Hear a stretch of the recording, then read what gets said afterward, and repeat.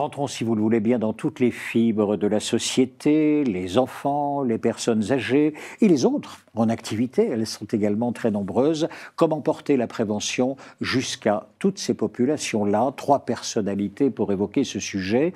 Brigitte Cachon, vous êtes directrice de la Fondation Ramsay. Ségolène Benamou, vous serez en ligne avec nous, madame, PDG de l'hôpital privé Nord parisien. Et Laurent Borella, merci beaucoup d'être avec nous sur ce plateau, directeur santé chez Malakoff Humanis. Et je vous propose de partir d'abord de la jeunesse. Brigitte Cachon, directrice de la Fondation Ramsay. La mission de cette fondation, c'est précisément de soutenir les projets de prévention en santé. Exemple d'action menée, expliquez-nous. Alors effectivement, la Fondation Ramsay Santé est depuis 5 ans vraiment dédiée à sensibiliser et mener des actions très concrètes sur le terrain en faveur de la prévention en santé. Et donc le Aller vers, qui est le thème de notre matinée, nous allons effectivement, au travers de projets de la Fondation, au travers du soutien à des associations, vers des populations qui en ont besoin et qui sont parfois éloignées du soin, mais également de la prévention. Je donnerai quelques exemples. La Cité universitaire internationale de Paris, nous allons vers les étudiants pour leur apporter des projets de prévention en matière de santé mentale, mais également en termes d'activité physique. Nous avons développé une plateforme de CrossFit au sein du campus et offrons des abonnements aux étudiants de la Cité universitaire, mais également aux habitants du quartier pour pratiquer une activité physique. Et ici, c'est une association qui est venue vous demander, est-il envisageable avec vous de mener cette opération-là? Là, c'est directement un partenariat avec la Cité universitaire internationale de Paris. Mais en termes d'association, nous sommes partenaires de Sport dans la ville. Et là, c'est avec un certain nombre de villes, donc je citerai Saint-Étienne, Lyon, Lille. Les jeunes membres de cette association vont à la rencontre des soignants, des institutions et des cliniques qui sont dans ces villes pour se familiariser avec des actions de prévention et notamment la pratique de l'activité physique. Je prendrai 2 autres exemples. Là, on va vers les femmes en précarité avec Agir pour le cœur des femmes, une autre association qui, avec les bus du cœur, vont dans 20 villes de France, faire un tour de France pour aller au-devant du dépistage des femmes. Et là, la dernière tournée de ces bus du cœur ont été à la rencontre de 4300 femmes qui ont pu se faire dépister. Et 90% d'entre elles présentaient des risques cardiovasculaires et gynécologiques. Comment s'organise la Fondation? Est-ce que vous attendez ainsi les propositions, alors que ce soit par exemple des villes, que ce soit de la cité universitaire, que ce soit des associations, ou bien est-ce que vous-même vous saisissez de telle ou telle problématique en disant vers quelle association pourrait-on se diriger pour obtenir ceci ou cela? Alors pour cela, nous sollicitons les collaborateurs du groupe Ramsay Santé au travers d'appels sur des thématiques. Donc on va identifier un certain nombre d'associations ou de thématiques de prévention et faire voter les collaborateurs du groupe partout en France sur celles qui leur semblent les plus pertinentes et les plus concrètes pour apporter des solutions dans les territoires et auprès des populations qui en ont besoin. Autrement dit, il y a un véritable engagement, mais qui vient de chacun, de tout le monde. Ce n'est pas la Fondation qui dit « tiens, on va faire ci, on va faire ça ». Non. Vers où devrait-on porter notre regard et vous interroger tout le monde? Exactement. Et donc, on le fait, et on va le faire maintenant à un niveau européen, avec nos filiales en Scandinavie notamment, en Suède, Norvège et Danemark. 2 autres exemples qui sont issus de ces choix. Voisins malins, là nous parlons de pair à pair. Donc l'association Voisins malins, dans les quartiers défavorisés, vont former des personnes dans les immeubles qui habitent sur place à aller vers leurs voisins pour leur parler prévention et notamment, ça fonctionne très bien en matière de lutte contre les addictions. L'addiction à l'alcool, l'addiction aux écrans, l'addiction au protoxyde d'azote. Et pourquoi ainsi former le voisin? Parce que le voisin, on l'écoute? Exactement, c'est la littératie dont parlait le député ce matin. C'est vous allez plus croire votre voisin qui va peut-être être plus légitime et qui va trouver les bons mots pour vous parler d'actions de prévention plutôt que d'aller plus loin de chez vous. Donc c'est assez efficace. Mais nous menons également des actions que nous développons en propre, la Fondation. Et la Fondation, en 2018, la Fondation Ramsay Santé a créé, avec le Fonds Innovation Pfizer France, le premier incubateur de start-up en matière de prévention santé. C'est-à-dire, c'est quoi? C'est un laboratoire? On teste, on essaie? Et surtout, on lance un appel à projet auprès de l'écosystème des startups en France qui ont des projets en faveur de la prévention santé. On va les identifier, les sélectionner et les accompagner pendant 9 mois pour faire grandir leurs projets et développer des vrais projets en matière de prévention santé. Aujourd'hui, il y a près de 100 startups qui ont été accompagnées sur 5 promotions différentes. Nous avons une promotion chaque année. Mais cela veut dire très concrètement que 300 000 vies ont été positivement impactées par l'action de ces startups et 70 millions d'euros levés en levée de fonds. J'ai 2-3 petites questions encore. Simplement, le financement? Alors, tout ça. Donc, le financement, les levées de fonds sont faites auprès de l'écosystème en France. Pardon, je vais reformuler ma question, excusez-moi. Le financement de toutes ces opérations-là, c'est la Fondation qui prend ça en charge. Donc la Fondation est financée par les établissements qui sont membres fondateurs de la Fondation Ramsay Santé et qui apportent leur contribution financière pour pouvoir aller vers ces associations qui vont elles-mêmes aller vers les citoyens. Merci beaucoup pour votre témoignage, Laurent Borrella. Ça doit vous parler pour une part, toutes ces actions? Je trouve ça très intéressant. Nous, on essaye également d'aller vers. Malakoff Humanis, directeur santé. Pardon, je vous ai coupé. Vous dites votre réaction? Ma réaction, c'est que ce que j'entends du côté de la Fondation, c'est qu'il faut repositionner la prévention là où sont les gens, sur les lieux de vie des personnes. Pas uniquement là où est le médecin, là où est l'équipe soignante. Et c'est un peu là-dessus que nous, on essaye de travailler. Alors justement, considérons maintenant l'adulte, considérons l'entreprise. Le cadre même de l'entreprise, c'est une question. Est-il propice à la prévention? Et si oui, comment? Votre complémentaire santé, d'ailleurs, a 2 types de clients. Vous avez des clients, des particuliers, mais vous avez aussi des entreprises. Et comment pouvez-vous promouvoir la prévention vis-à-vis des uns ou des autres? Comment vous vous y prenez? Alors, on a 2 types de clients, mais on a principalement des clients entreprises. On a essentiellement des entreprises. Entreprises. De 2 millions de Français qui sont assurés auprès de Malakoff Humanis par l'intermédiaire de l'entreprise. Ça représente plus de 30 000 entreprises. D'accord. Et des petites et des très grosses. Voilà. On a de tout. On a de tout. Et d'ailleurs, la façon d'agir sur la prévention n'est pas du tout la même entre les petites entreprises et les très grosses. Mais ce qui est très intéressant, c'est que, et c'est de plus en plus important au sein des entreprises, c'est qu'il y a une attente des salariés vis-à-vis de leur employeur sur la qualité de l'emploi, y compris dans sa dimension santé.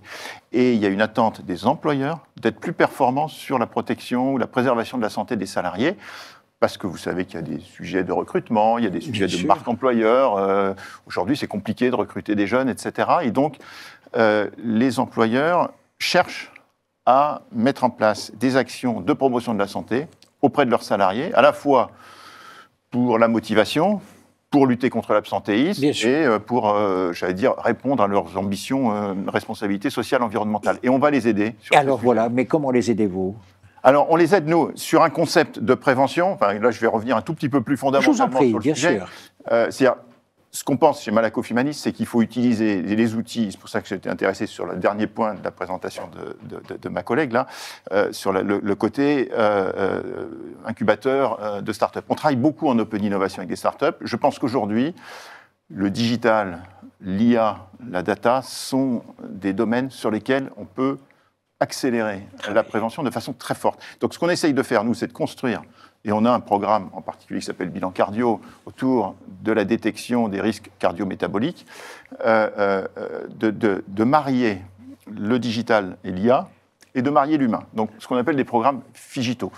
Et donc on essaie d'avoir un programme qui va permettre, par la voie digitale, d'avoir un développement et un déploiement à faible coût, parce que notre objectif, ce n'est pas juste de protéger les cadres supérieurs, c'est de protéger tous les salariés d'une entreprise, et notamment ceux qui sont en bas de l'échelle et peut-être ont un accès plus compliqué à la prévention. Pour ça, il faut des programmes très peu coûteux. Donc le digital permet de déployer des programmes très peu coûteux, Et ensuite, on met de la télémédecine, donc clairement de la téléconsultation médicale associée. On travaille aussi avec un réseau de pharmacies, donc pour pouvoir aller près de chez soi dans des pharmacies qui vont pouvoir faire quoi? De la prise de mesures biologiques et des recommandations, de l'analyse et des recommandations sanitaires appropriées à la personne. Le digital, il nous permet d'avoir une approche ultra personnalisée. Ce qu'on veut, c'est un parcours qui soit spécifique à chaque personne. Donc chaque personne, on essaye de lui faire comprendre, d'abord mesurer ses risques, faire comprendre ses risques, de façon à ce qu'ensuite il soit plus conscient, acteur de sa santé plus fort. Voilà. Alors comment on fait ça dans l'entreprise? D'abord, il y a deux façons de faire. On associe le chef d'entreprise, souvent c'est le DRH, souvent le médecin du travail accompagne également ce sujet, dans la promotion du programme auprès des salariés. C'est très important parce que l'entreprise, c'est une communauté de salariés et il y a des vecteurs de recommandations de salarié à salarié. Un salarié qui a fait le programme va prescrire autour de lui, absolument. Et puis, il y a des canaux de communication, tout simplement. Aussi, bien sûr. On peut mettre des affiches. La newsletter. Le DRH peut envoyer un message à ses salariés, en disant que voilà, il leur propose quelque chose. Bien entendu, aucune donnée n'est remontée ni à l'assureur ni à l'employeur. Je le précise, c'est évident, mais je le précise. Et une deuxième façon d'engager dans l'entreprise, c'est potentiellement de pousser du médical dans l'entreprise. Donc c'est ce qu'on va mettre en place aussi, on l'a déjà testé, envoyer une équipe soignante qui va pouvoir faire des prélèvements biologiques, par exemple, qui va pouvoir faire de la mesure et qui va pouvoir accompagner les salariés qui sont loin du digital. On a un exemple aujourd'hui, on va accompagner des entreprises qui sont dans le BTP ou des entreprises qui sont sur des usines. Vous voyez, les usines, vous avez des ouvriers qui sont postés dans les usines. Ils n'ont pas d'écran. Ils n'ont pas d'écran, ils ne sont pas forcément à l'aise avec les solutions digitales. Ce qu'on va faire, c'est envoyer une équipe. Cette équipe, elle va accompagner le salarié dans la partie digitale du sujet, donc les DA répondant à un certain nombre de questions, etc. Ensuite, passer au prélèvement biologique. Enfin, c'est un bilan de santé, un vrai bilan de santé. Et ensuite, accompagner les résultats pour faire comprendre à la personne, finalement, quels sont ses facteurs de risque et vers quoi il pourrait améliorer sa façon de vivre, sa façon de se comporter. On parle du sport, de la nutrition, etc. Donc, aujourd'hui, les employeurs, c'est nos alliés. Et les employeurs, ils demandent à être accompagnés là-dedans. C'est ça qui est intéressant. Moi, de ce que je constate, ça permet d'augmenter le taux de participation qui est naturellement de l'ordre de quelques pourcents. Quand vous faites un programme en population, vous êtes à 2-3% de participation, c'est déjà pas mal, des programmes qui fonctionnent à 2-3% en population. On est capable de passer à 10, 15, voire plus de 20, voire 30% dans les meilleurs cas, quand on est dans un contexte entreprise dans lequel l'employeur a décidé d'en faire un sujet... un cheval de bataille. Il faut travailler. Voilà. Merci beaucoup. Ça vous parle aussi, ça, Madame Cachon, non? Là aussi, encore une fois, c'est le aller vers. Chacun avec ses outils, encore une fois, avec ses contraintes et également avec son imagination. Merci beaucoup pour votre témoignage à tous les deux. Une chose encore. Tournons-nous à présent vers les personnes les plus vulnérables, les plus précaires. Ségolène Benamou, vous êtes PDG de l'hôpital Nord parisien. C'est un établissement qui se trouve à Sarcelles, région parisienne. Je cite la ville, parce que la ville signifie quoi? Quelles conséquences pour vous au quotidien? Bonjour et merci pour votre invitation. Effectivement, je pense qu'il est important de resituer l'établissement de santé. Alors Sarcelles, tout le monde connaît plus ou moins, on est dans la grande banlieue de la région Île-de-France, dans le Val d'Oise, et c'est une des villes qui a les marqueurs de précarité les plus avancés. Nous sommes sur la ville de Sarcelles le seul établissement de santé, il n'y a pas d'autres établissements de santé, ni publics ni privés. Et pour vous donner un petit peu la physionomie de ce territoire, 20% des patients accueillis dans notre établissement sont dits précaires, puisqu'ils sont titulaires soit de la CMU, soit de la CMUC ou de l'AME. Sachant que ce pourcentage va de 15% à 25% selon les spécialités. Quand on parle de l'activité d'obstétrique, on a effectivement un quart des patientes accueillies à l'hôpital privé nord parisien qui sont dites précaires. Alors c'est important à souligner parce que il y a certaines caractéristiques de ces patients-là. On l'a vu, c'est la méconnaissance de l'offre de soins, aussi bien de l'offre de soins hospitalière que l'offre de soins en ville. Donc ça pose bien sûr un problème d'accès aux soins, mais encore plus un problème pour la prévention. Beaucoup de fausses idées aussi. Lamine en a parlé. On a dans l'idée que quand on est un hôpital, une clinique privée, tout est payant. Or, on vient de rappeler quand même que quand on passe par les urgences, tout est pris en charge par l'assurance maladie. Que nos établissements accueillent les patients, donc CMU, CMU, CAME, et que nous avons dans nos établissements des médecins secteur 1, donc qui ne pratiquent pas de dépassement d'honoraires. Donc l'accès aux soins est possible pour ces patients vulnérables sans aucun problème. Et enfin, une des caractéristiques de ces patients vulnérables, c'est qu'ils ne sont pas mobiles. Mais Ségolène Benamou, une question. Comment prévenez-vous ces personnes-là? Qui leur explique très concrètement? On fait comment? On met des affiches, on va les trouver Très concrètement, c'est tout à fait ce qui a été dit par le président du Haut Conseil de la santé publique, c'est l'aller vers dans le cadre d'actions territoriales. Et nous, la manière dont on a procédé, c'est qu'on a tissé des partenariats locaux avec la ville de Sarcelles et avec le conseil départemental du Val d'Oise. Je peux vous donner un exemple, si vous souhaitez. Un exemple concernant effectivement tout ce qui est la prévention pour les femmes enceintes.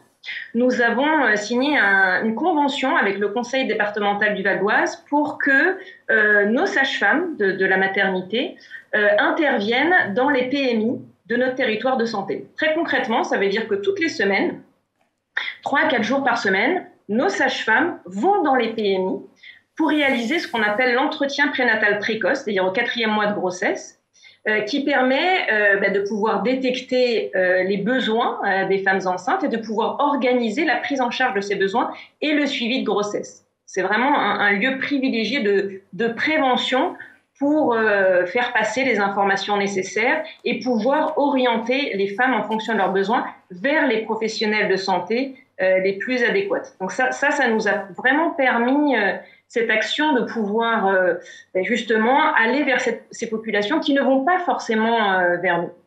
Je peux citer un autre exemple. On a un très fort partenariat avec la mairie de Sarcelles, qui, elle, a les mêmes problématiques, bien sûr, au regard de la population, et dont la mission est vraiment de coordonner tout ce qui est fait sur le territoire. On est vraiment là sur des actions territoriales, et on a signé une convention entre la mairie de Sarcelles et l'association du côté des femmes. Alors, ça fait vraiment écho à la précédente intervention de Frédéric Martz, justement pour la détection et l'orientation des femmes victimes de violences intrafamiliales. Et la manière dont on a procédé, c'est justement dans le cadre de cette convention, cette association qui est très implantée sur le territoire est venue former les professionnels de l'établissement sur la détection et l'orientation de ces violences intrafamiliales. Et je rebondis vraiment sur ce qui a été dit parce que il y a la bonne volonté. On sait que c'est un thème qui est national et qui nous tient à cœur. Et quand les pouvoirs publics ont dit il faut nommer des correspondants, on a dit on va nommer des correspondants. On s'est même dit on va détecter les violences intrafamiliales systématiquement auprès de tous les patients qui rentreront pour un séjour. Et on s'est vite heurté au fait que nos soignants nous ont dit mais une fois qu'on a posé la question, on fait quoi ? On ne sait pas quoi faire de cette information, comment la gérer nous-mêmes, quelle bonne distance prendre, et on ne sait pas comment orienter les femmes. Et la formation des professionnels de santé est vraiment indispensable. Nous, on a choisi de former une vingtaine de professionnels, prioritairement sur les urgences, la maternité, puisque c'est les détections, c'est là où les lieux, les services dans lesquels on détecte le plus de violences intrafamiliales. Merci beaucoup pour votre... J'ai posé juste la question du financement, parce que ce sont... justement, c'était ma question, parce que là, vous faites quand même... Alors, c'était ma question, mais vraiment, reprenons bien. Vous avez dit plusieurs fois par semaine, plusieurs jours par semaine, oui. Nous avons des personnes qui partent à la rencontre de ces personnes qui ignorent ou qui sont précaires. Vous avez dit également, ici, vis-à-vis des femmes, là encore, nous sommes présentes. Et sur quel budget ? Comment faites-vous ? C'est la vraie question. C'est la vraie question parce qu'il ne suffit pas d'avoir une volonté très forte de la direction ou des professionnels de santé, ça c'est le point de départ, mais sans financement, on ne peut rien faire. Je vous donne l'exemple de la convention avec le conseil départemental du Val d'Oise. En fait, on peut mettre à disposition notre sage-femme parce qu'on a obtenu un financement. Voilà. C'est le conseil départemental qui a obtenu un financement dans le cadre du plan sur les 1000 jours, justement pour développer l'entretien prénatal précoce. Et donc, on est indemnisé de la mise à disposition de nos sages-femmes, sinon nous ne pourrions pas faire ça. De même, dans la convention que nous avons pour la formation des professionnels, sur la détection et l'orientation des femmes victimes de violences intrafamiliales, c'est la ville de Sarcelles qui a obtenu de l'ARS un financement pour ces formations. Sinon, nous n'aurions pas pu les faire. Dernière question, il y a la question du financement, mais il y a aussi la question du planning, c'est-à-dire du nombre de personnes, parce que si vous en affectez sur des opérations de prévention, qui reste pour les soins ? C'est un vrai sujet. Alors, ce d'autant que quand on parle de mise à disposition de sages-femmes, le problème est très, très aigu. Voilà, c'est vraiment, c'est des actions qui nous tiennent à cœur et qui tiennent vraiment à cœur aux professionnels. Donc, vous avez raison, il y a non seulement le problème financier qui là, en l'espèce, a trouvé une issue, mais aujourd'hui, le problème, c'est un problème de ressources humaines. Alors, paradoxalement, c'est aussi pour nous, pour nos sages-femmes en interne, un moyen de diversifier leurs activités. Et quand le projet est bien ficelé, ça peut être un élément de motivation supplémentaire. Merci Madame Benamou pour votre témoignage. Merci d'ailleurs à tous les trois pour cette séquence. Et si vous le voulez bien, dans quelques instants, nous allons pousser encore notre regard au-delà, c'est-à-dire vraiment sur les confins de la société. Est-il envisageable de porter la prévention jusqu'à des personnes d'une très, très grande précarité? Dans quelques instants.